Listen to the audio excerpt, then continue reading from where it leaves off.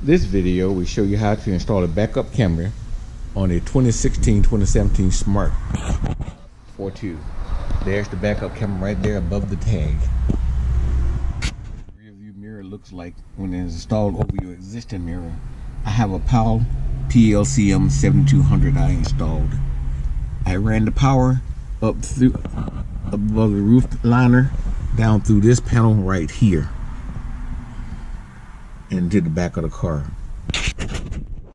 The backup camera mirror comes with a separate wire that you can use to route through your headliner and down the 80 pillars as seen here for later connection to the video source wire as seen here.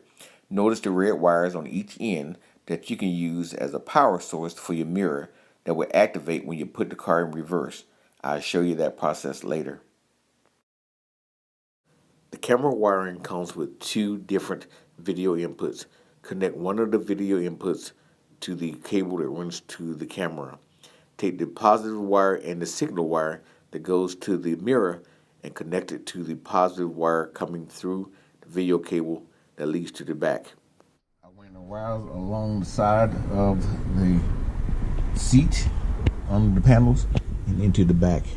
If you're going to own a smart car, I suggest you invest in a set of torch tools similar to the ones I have here.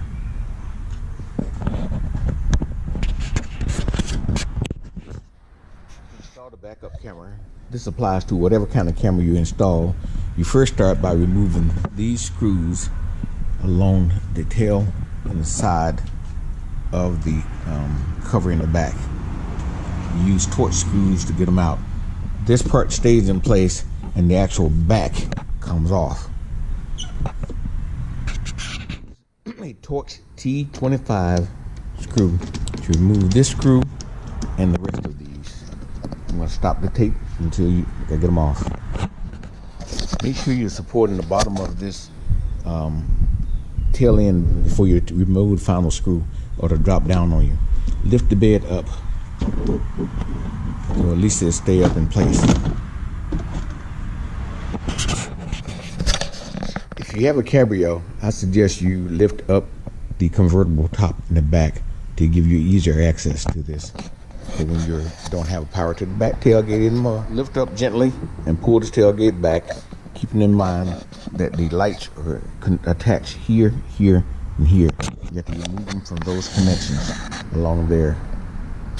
These connectors are kind of hard to deal with, so I found it easier to just push down the connector and push down on the reverse light, twist, and pull it back up.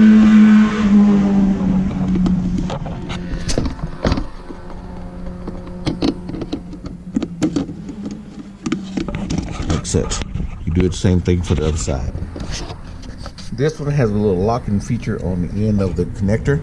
Slide it backwards, and then you can lift up with a small screwdriver on that tab. It'll come out. This is the hole I drill that goes to my connector to my camera. The end result of this will be your cable connectors will come through this hole as well as your power. You put them up neatly somewhere in here, and that padding will be against them later. But these are the connectors to the power, the video input to the camera that you will connect to the other end when you're finished. Start by removing two Torx T20 screws on this side of the light.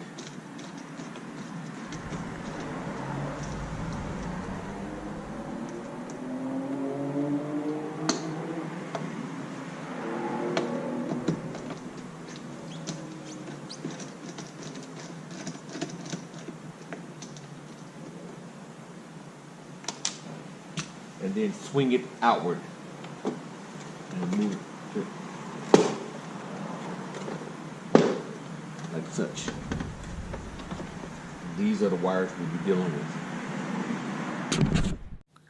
Before I made any connection, I took two pieces of spare red power wire and black ground wire and ran them behind these panels from the light fixture all the way over to the center of the car.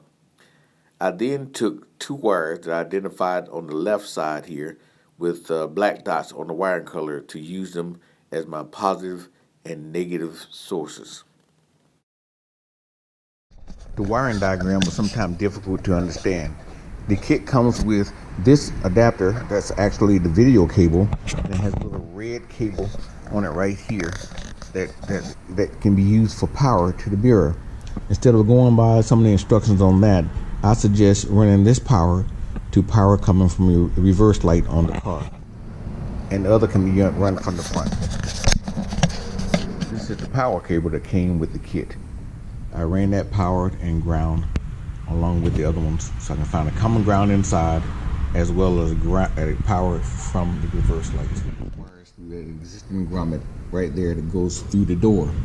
There's another opening that I didn't use that goes into the engine compartment that I'm going to hook up to it in this time. Through the rubber grommet, you'll see the red and black power wires, and the other black wire here is the video feed to the camera.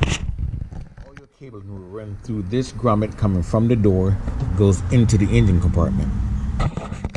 There's actually a gap between the frame of the car and the engine compartment.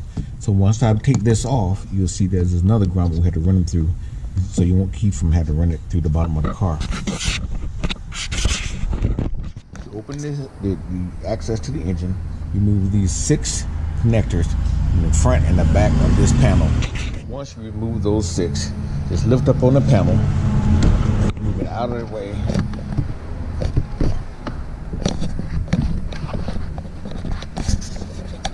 So you can access that. All you gotta do is prop it up and you can access.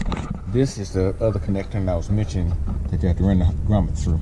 Otherwise, you can't get through this frame here. So you have to run it through another grommet to come out. That's something I didn't notice before. You can actually put something through there.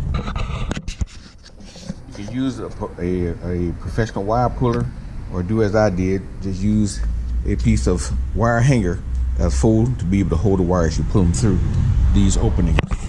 The smart car is kind of low to the ground. I would suggest jacking it up if you're going to run the wires underneath. Make it much easier to deal with. You get the wiring through the boots. Going through this one is simple when you pull a wire through. But I discovered that the other side of this is actually pull it out, and the grommet goes all the way in, and it has wire around it. Electrical tape. So if you do that, you'll be able to do that. Cut your opening in your grommet. Go ahead and feed the wire through the other side. Don't worry about putting it in the other grommet right now. Once you have your wire through, go ahead and pull your wire through or your curved hanger in through this bundle. You can see it going as it makes its way through. Comes out on the other end. Give yourself a little room with the cord. Hook it in with your hanger. Now you can pull it back through.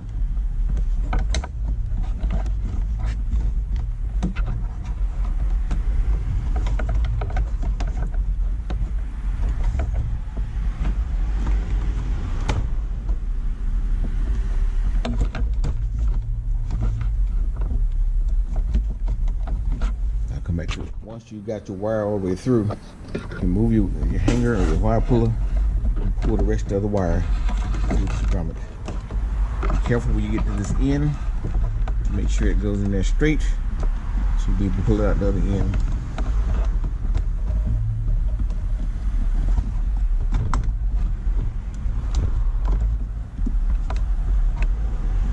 Here it comes. There it goes. Just getting all that, have enough room in here where you can pull this back out and seal this off with electrical tape. The little cut that you put into this. There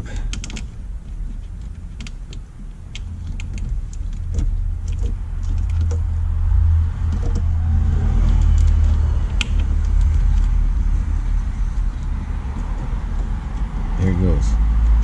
That seals. Here you see the other wires that I ran over from the left tail light where I wired the reverse lights into here.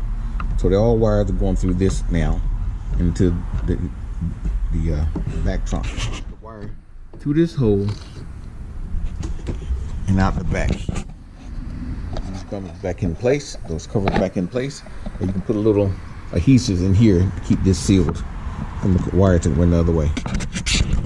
Notice I wear my wire from inside that came up behind the seat underneath this plastic panel here, and it ran down into the engine compartment from here. I just zip tied it to other components in the car so it can run along with other components in the car. That way it won't hit against anything heat. Be aware there's heat shields down at the back of this, down there, that you have to make sure you avoid. I don't know if you can still see this or not, but I ran my cord from up there, coming down out of the inside the engine compartment, down underneath here, and ran back behind the heat shield until up there. I tied it through zip ties up to the bottom of the upper heat vents for the bumper. Curl off the jacks. Don't need to go up on there anymore. You can secure your panel back down. Make sure you secure them good so you won't hear a lot of engine noise. This is how it looked once you've got this wires coming through this drum here from the front side. The only port you can see now is you can look deeper. You can look under here and see my wires going across underneath, and I secured them here. You can't see it from the outside though. But here, lights coming through. The other wires are coming from this light behind the panels up to here now. And now you're ready to wire in the camera. Remember I was telling you about putting in, you had to drill a hole in the panel over here to place the wire through the hole through here. The wire from here goes up through that panel, comes out the back side, and you have a plug just like this that you can plug your connectors to and your video source. Here, notice I ran the red power wire to the camera, as well as the feed, the signal wire that normally comes from the camera up front. That is so I use both the red power to power the camera power as well as the signal power. I use the black one to cover the ground on the power. Connectors back up again as mentioned before. You can now connect these two to those two, the other camera that leads to the camera.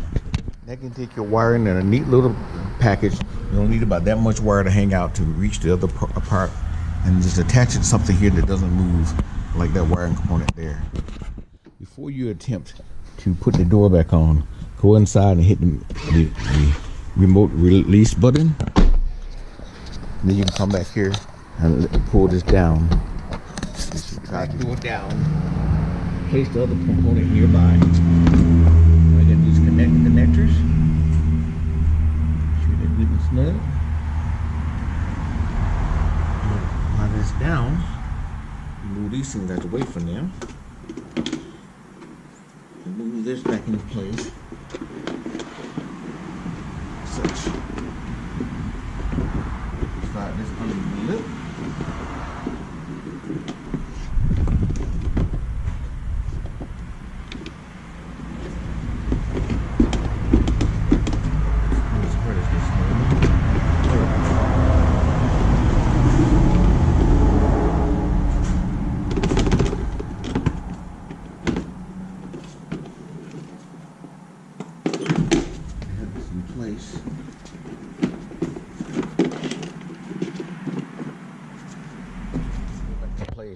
The back end hooks underneath the lip. Then you hook these connectors back up, slide these back in there. This should slide right back on. The little blue part up.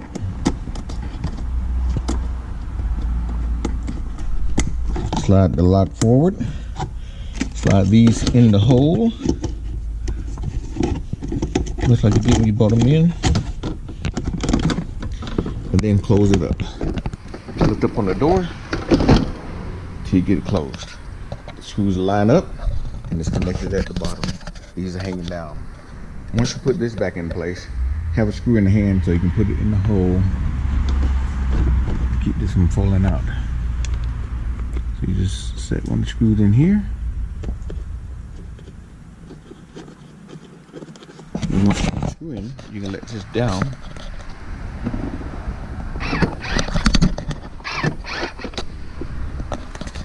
And screw the rest of them in.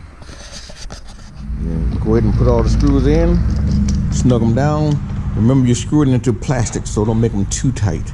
You make them snug enough, but they won't come back on you. And all go along here. Let's tighten them all up. I forgot to mention, y'all, before you put this stuff back together, make sure that all works, which I did. Now you can close up the back end and give it a try. This is how it looks like when you're all done. You got to remember to put these lights back in. It's just an easy matter of putting them up and snapping them back in.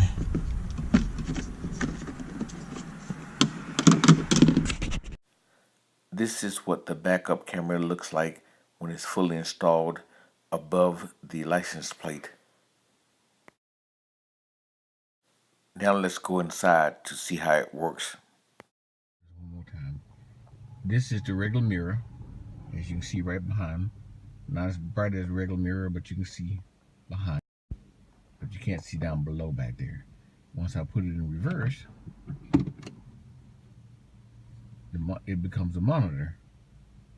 Now you're looking at the driveway down below. So that's the driveway.